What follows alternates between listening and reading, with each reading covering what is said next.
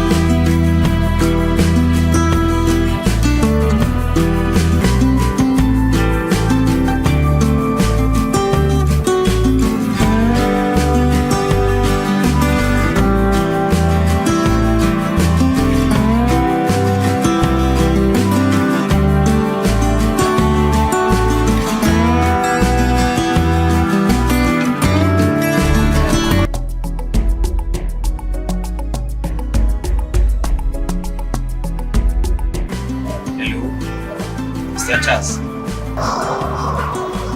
Good afternoon, sir. Good afternoon, sir. Bless God, bless God. Then you go show okay. Yeah, only can pay you the ability to go anything now. Yes, we are coming to drop the account.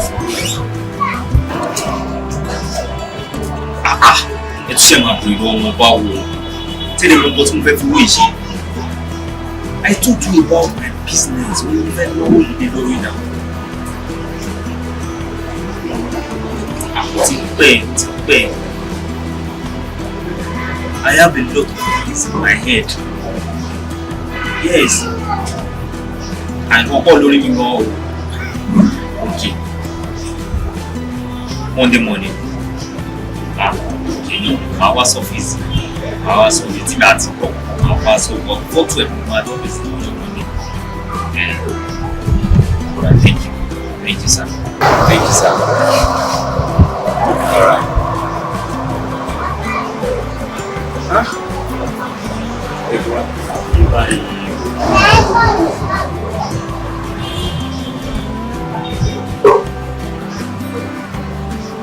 Come in. Baba wey bad guy. Oh, serious. Ṣé kò yẹ kó gbé mi lánàá? Tó dẹ̀ wọ́n kó nìkan tí mi àtẹ̀jọ́ ti sọ. Oh, serious. Well, we relate to buy so.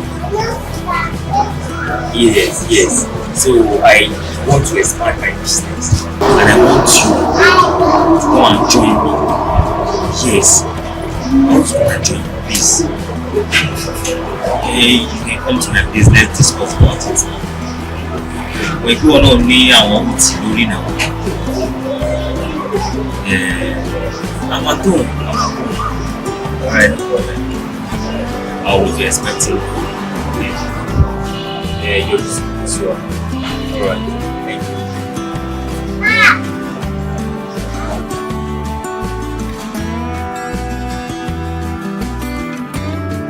Yeah, sir. No, what you share here? No problem, I'm not worried. What you share here? Very low by. Don't worry. I'm going to deliver. You might deliver this one. Next, trust me now. Alright, thank you, sir. Alex, people don't know. What's your Dubai? I'm charging here now. Alex, I'm charging any weekend. Today is Saturday for crying out loud. People don't know. See, I have that's it. Alex, this is not fair. Let me Saturday. You should walk in, see me around. You should know that I'm going to come. You should know. You want to be rich in life, eh? Oh, Nino is sleeping. So money is an appointment. That's it. Alex, today is Saturday now. So what you are doing is not fair. So down, I won't see your Jamie put it down. You want to version of drink at a when you put it back in 1 hour. 1 hour, okay. What's going something else in the business? Yeah. See, boy like this now. So, the business is much bigger than the Okay, you don't version me back. I'm checking my wedding. What's about what you want to do? Go. I'm already it already.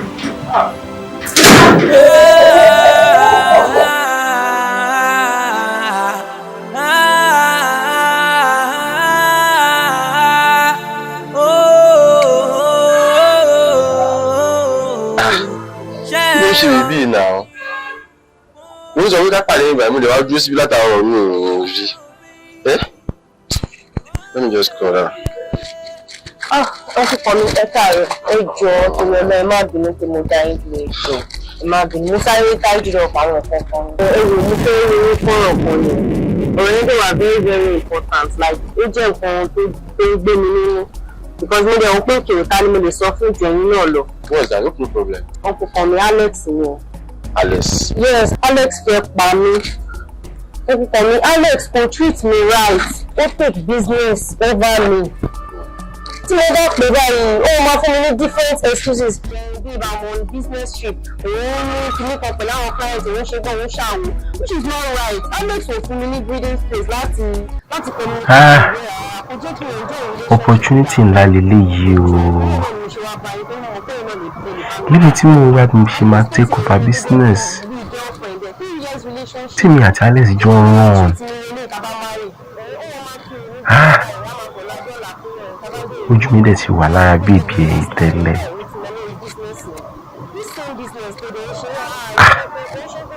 Dájúdájú ibi tá fẹ́ gbin obì sí obì ti lálẹ́ wọ́n bẹ́ẹ̀ ni ẹ̀ náà.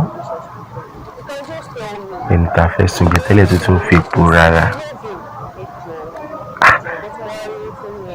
They enter Alex through this babe now.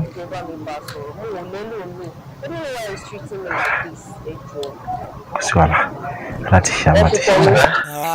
I'm with you. Mo take it serious. Take it serious. Mo take it serious. Mo gbọ́dọ̀ sọ ni mo ń gbọ́. Ṣé ti yẹ mo understand? Alex is not treating me right. Yes, I understand. Ṣé you get? But nǹkan tí mo rò ní pé mọ̀ torí ẹ̀yin ladies wà láti ṣiṣẹ́. Ṣé you get? Tó bá jẹ́ pé àfún attention tó pọ̀ jù ẹ̀sùn ká lọ make money owó ní ká wá lọ attention yẹn ti pọ̀ jù. Tábà tún wá fún yín lówó ẹ̀ tún máa sọ pé àfún attention.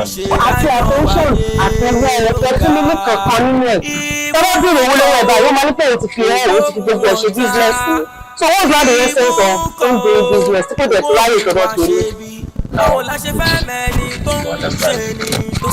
Alex is my friend. I know.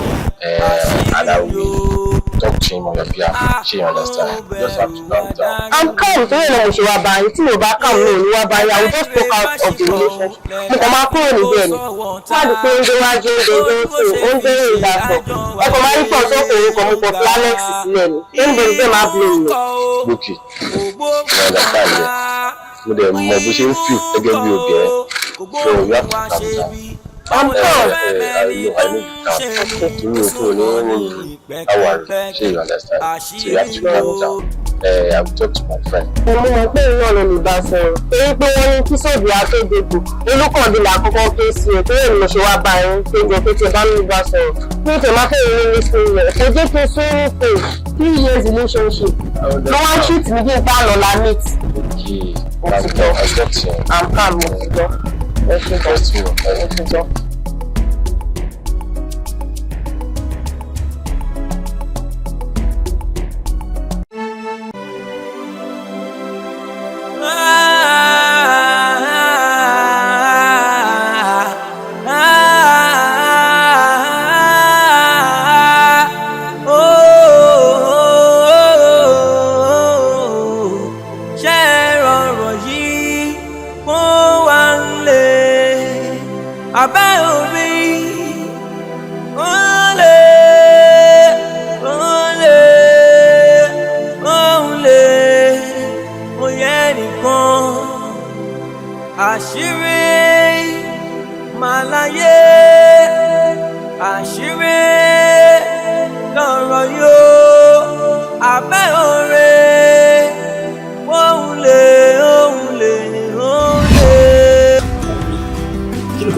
So to ṣe ká máa pọ̀ nípa kò nìyí bá tó dẹ̀ pé àwọn tó wà nínú ilé yẹn náà àwọn family nìjọ so kò sí nǹkan tó lè discuss. Bro ìwà àṣọpọ̀ lè wọ́n sáré lóòótọ́ mo mọ̀ fáwọn family ẹ̀ ló wà nínú ilé bó ọ̀rọ̀ business là ń sọ yìí náà àárín mi àti ilé ẹ̀kọ́ wà to understand mo mọ̀ nísìnyí tó ní friend businesses tó jẹ́ bọ́dí ìfẹ́ láìpẹ́ ìdílé ráyè ní Port Harcourt ọ̀la Abuja. So the one that we both were into maybe I don't know papọ̀ wọ́n pé tí bá wà ní charge ó máa make sense time tó bá sí àǹtí èmi pẹ̀lú fífi ó ti kó wa tó máa irú òru ẹ̀ so ìyẹn alẹ́ jẹ́ pé oh it's your babe right it's your friends so tó bá ti sílẹ̀ wọ́n á lè jẹ́ bí bákan ní ti àwọn. Okay tí mo bá máa understand ẹ̀ dáadáa nǹkan tó ń sọ sí ni pé mo ṣe dáwọn business bíi tí mo ṣe tí ó jẹ́ kí n máa ráyè fún ilé tí èmi àtẹ̀jọ́ ń lò náà pé kó wa máa mójútó so that máa lè ráyè sí àwọn ọ̀dà wọn. It's good. So booking náà kí booking máa wà pẹ̀lú ẹ̀. ó dẹ̀ máa help kí nù sílẹ̀ pé business ààrẹ lọ náà kò dẹ̀ tí boom báyìí náà so it's good kò sí wàhálà ṣé nǹkan tó fẹ́ bá mi sọ náà nìyẹn tí wàá ṣe. ṣé kò tuntun náà orí sísè àwọn àmì tó wúlò àwọn èèyàn náà ètò tó sì. ká nínú ṣe ṣì nígbà ni àbárẹ́ ní tó yẹ ká súnmọ́. Irọ́ ni o. I swear to God, I want to believe this. Seriously, I'm still very excited. Like, kí ni o mọ̀ ọ́ kí ni ìfẹ́ máa work out? I know what you go with clever. Kò mọ̀ kó àwọn ọmọ ọba clever. Wow, I swear to God. Ṣé ẹ mọ̀ pé Alex ní business idea ló máa ń pè kó má lè rò pé. Yes, it's true. But I can't believe this because èmi náà kọ́ wọn pé lápá òní iṣẹ́ gbé kínní. But that thing sọ pọ́nù kalẹ̀ tí mi ń ta ẹ̀ seriously no fall. So let's just say now we are in big money. Yes. So at least we need to be Sure. I won't lose any great ways. No, one thing about clever. Oh no. Wow, clever. Oh, worship. Trust me now. Okay, so already now. So now, This calls for celebration. One day, no, I guess. Get a couple of Ghana. Anyone. Àwọn fẹ́ bònú kò jẹ́ ká there's something I want to wá ṣe bí. Need you to explain to me what's that. What is really happening? Kí ni nǹkan tó ń ṣẹlẹ̀? Kí ni nǹkan jọ kò jẹ́ kí n mọ̀? Last month ń sìn, go out to the sẹ́yìn with 40%. Mo dẹ̀ ti notice kan yẹn láti bí 2-3 months ago. Kí ló dé? Alex, you have to calm down. No, don't tell me to calm down. That's what baby, calm down. Wait now, calm down now. Sorry, no, see, notice what you saw. No, wait, gbọ́ ọ̀pọ̀ tó sọ, ó ṣe máa yọ pọ̀ notice. Ṣé ọ́fíìsì ẹ̀kọ́ nìyẹn ni? Ó ṣe máa yọ pọ̀ notice. Anything tó bá ṣẹlẹ̀ bẹ́ẹ̀ yẹn ó yẹ kó mọ̀. Ó ṣe máa yọ pọ̀ o notice okay. Ṣègbọ́n náà mú report wa. Aṣáárí nǹkan tó ṣẹlẹ̀, àrí report wọ́n ti dà lọ́wọ́ sí. Àrí ti last month, kí ló ṣẹlẹ̀? I know and I understand. Okay, listen. Tẹ́lẹ̀ ìgbà tá a jọ ṣiṣẹ́ pọ̀ bí kò ra ìlú jẹ́ tó take over. But owó náà máa ń staff tó ní now. So time tí mo take over ẹ̀ sì. Okay, wọ́n máa wò pé guy, listen to me. Then just listen to yourself. Can you just listen to yourself? But wọ́n náà gbọ́n tó sọ lẹ́nu. Ọ́fíìsì ẹ̀rí ibi tó wà ní any staff tó bá ṣe dáadáa. Fire wọn náà kí ló wà bẹ́ẹ̀ fún? Every month. Fire them kí ló wà bẹ́ẹ̀ fún? Bro, it's fine. That's why. No, don't tell me ṣe nǹkan sí ni wọ́n àkànṣe sí ni. Every month. Ẹ̀rẹ́dìrẹ́ bá ṣe pọ̀ lẹ́dá fi kó sọ̀wọ́ ta. You are feeling already. Bro, calm down. Wọ́n náà mọ̀ ọmọ pé lónìí olówó dẹ̀ máa gba owó ẹ̀ tó máa pé with interest. You find out with interest tí wọ́n náà dẹ̀ mọ̀ ọmọ business ṣàpàdé ti gbà ẹ̀. Báwo la ṣe fẹ́ mẹ́rin wọ́n máa mọ̀ ní ìpẹ́kípẹ́kí àṣírí yóò àbúrò bẹ̀rẹ̀ ẹ̀rẹ́dìrẹ́ bá ṣe pọ̀ lẹ́dá fi kó sọ̀wọ́ ta ojú ó ṣe ṣe dájọ́ wáyé ọ̀gá ìmúkọ̀ o kò gbóhùn ọ̀tá. Bí mo ṣe ń kọ́ ni mo ṣe ń sáré bọ̀ kí ló ṣẹlẹ̀? Ẹ ti dá ẹ̀já mi jù náà. There's fire on the mountain. Kí ló ṣẹlẹ̀? Ṣé mo pé Alex ti suspect pé a ti divert owó kọ́ láti inú account company. Báwo ló ṣe mọ̀? Mi ti ẹ̀ lè sọ pé nǹkan báyìí ló ṣe lè mọ̀ mi mọ́ bó ṣe mọ̀ ọ̀gbọ́n. Kí a máa ń ṣe bẹ́ẹ̀ tí ń dán mi. Èyí lè ṣàmọ̀ pé Alex when it comes to business ó máa ń rojú ó máa ń ṣe gbogbo ẹni tó bá lọ mọ̀ pé there is a thing between us ó lè arrest wa. I know na it's my friend. But you know our friends are very well. So it's an aim and objective lórí olówó tá n divert. You have to be strong. You have bẹ̀rù now. You have to me. Yeah? You have to calm down. So if you don't come back. Apply a new black seat. To understand? Our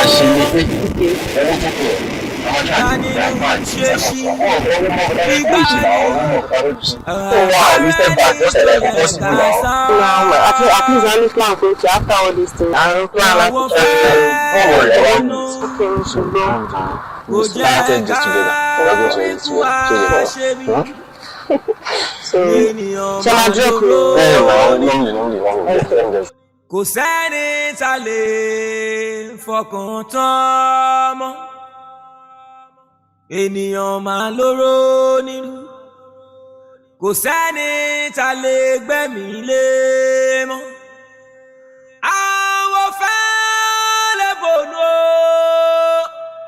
kò jẹ́ káríkún àṣebí.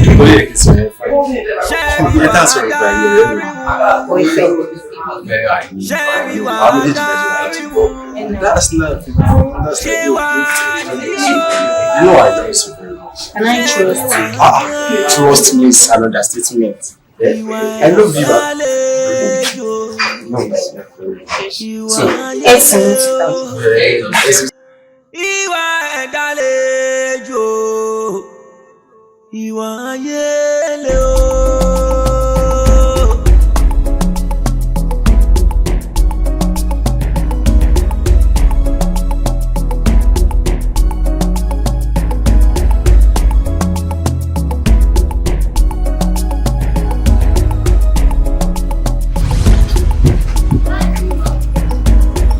So dìde mi ò ní time tó pọ̀ mo wá wà látẹ̀kọ́ tí mo ti dúró dé báyìí mi ò láì bùkọ́ tí kíkì máa ń waste time ní ìgbàta rẹ̀.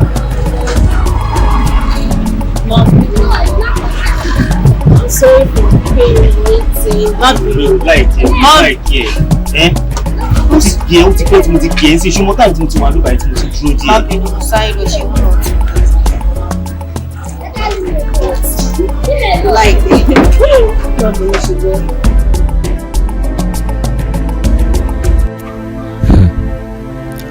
Ṣé kìí ṣe pé òótọ́ nìkan tí mò ń rí? Because kò fi bẹ́ẹ̀ yé mi mọ́ o. Kàn mí pẹ̀lú Bùkọ́lá. Ṣé kìí ṣe nǹkan tí mò ń rò ṣá?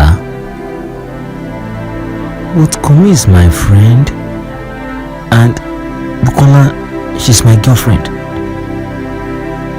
Ṣé wá lè jẹ́ pé wọ́n jọ ń ní nǹkan papọ̀? Àbí? Because ọ̀rọ̀ yóò fẹ́ yé mi mọ́ o.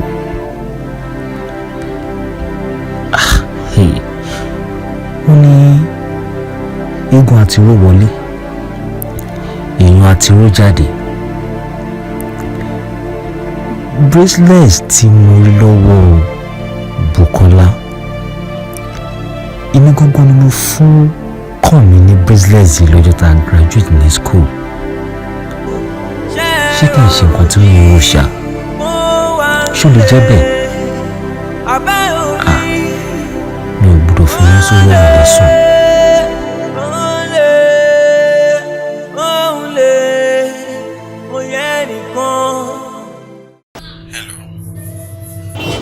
Ta ló sọ̀rọ̀?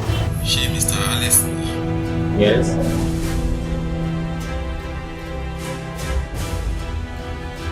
Láwọn picture kan ti fẹ́ sẹ́ǹsì. Wọ́n á send ẹ̀ sí sí. Ọ̀rọ̀ ẹni fún mi.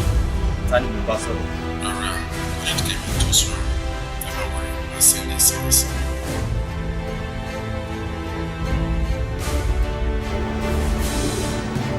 Hello?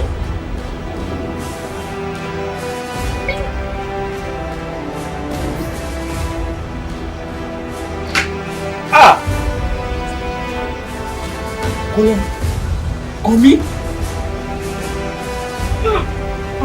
Mo sọ náà.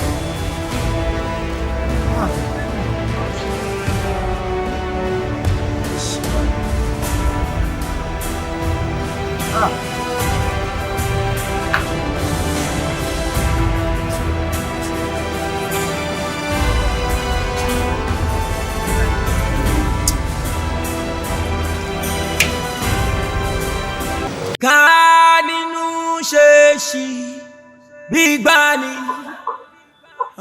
Babe, what's wrong? Látàrí kò ṣe báyìí látàrí ṣe bí wọn náà ló pè wá síbí báyìí náà. I'm fine, Jai. More okay. So okay. Are you sure? I'm good now. Trust me. More okay. Ó kàn jẹ́ pé there are some things tí ó ó ti ń wá sí mind.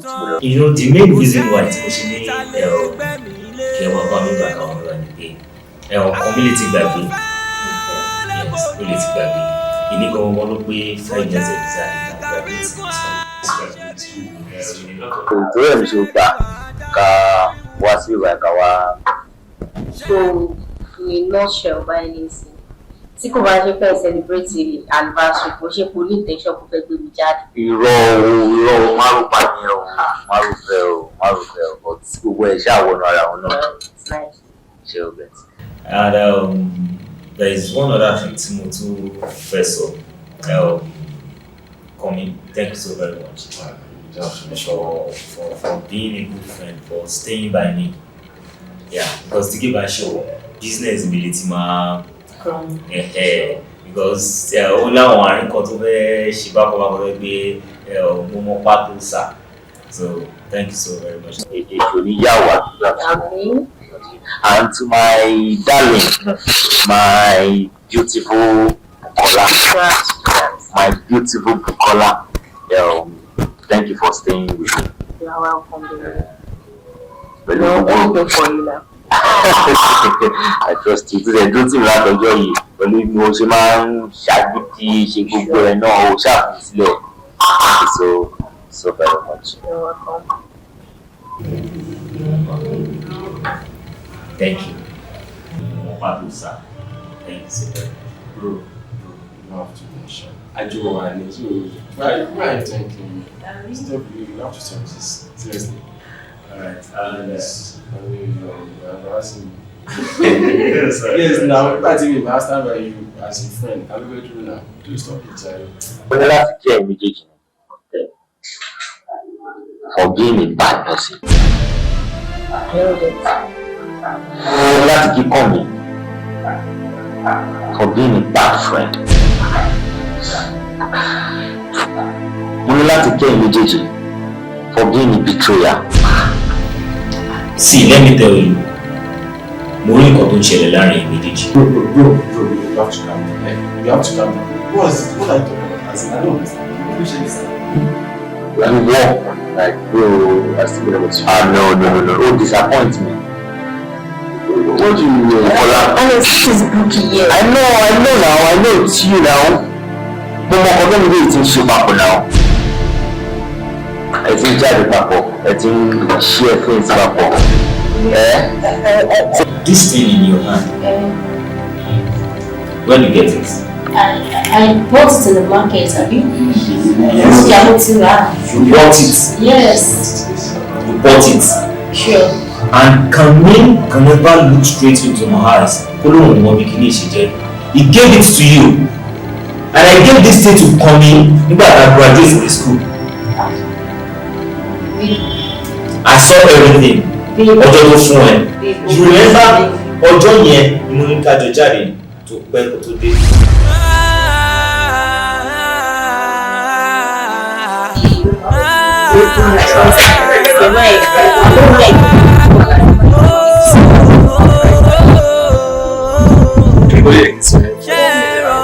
That's right,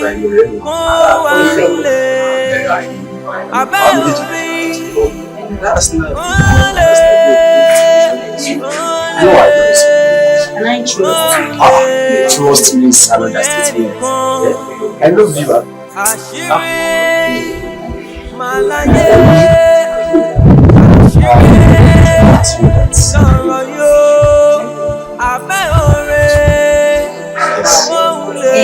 Fún mi ní lórí látàrí ìlú wa ní See this business.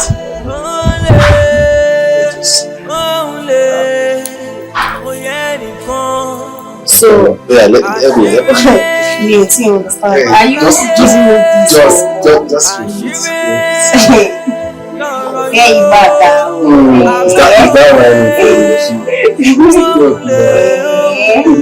Is that So this is for me. See, this business for you. As from today. Yes. I love you so very much. So I don't know why that guy doesn't value you, doesn't give you attention, doesn't. I don't know. What I know how to do most is to give someone attention. Seriously, listen. And you find the one. Yes.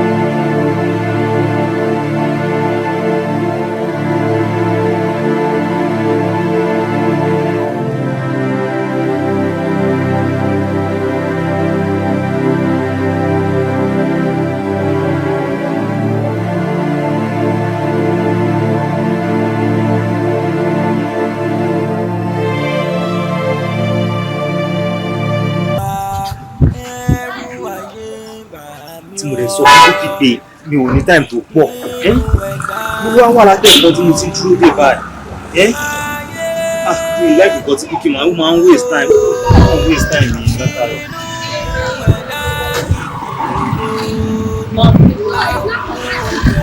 Sorry for keeping waiting. Not really.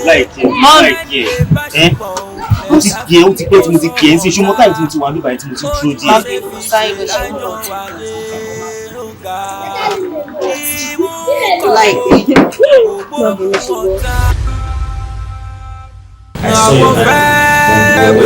Ṣé mo sọ̀rọ̀?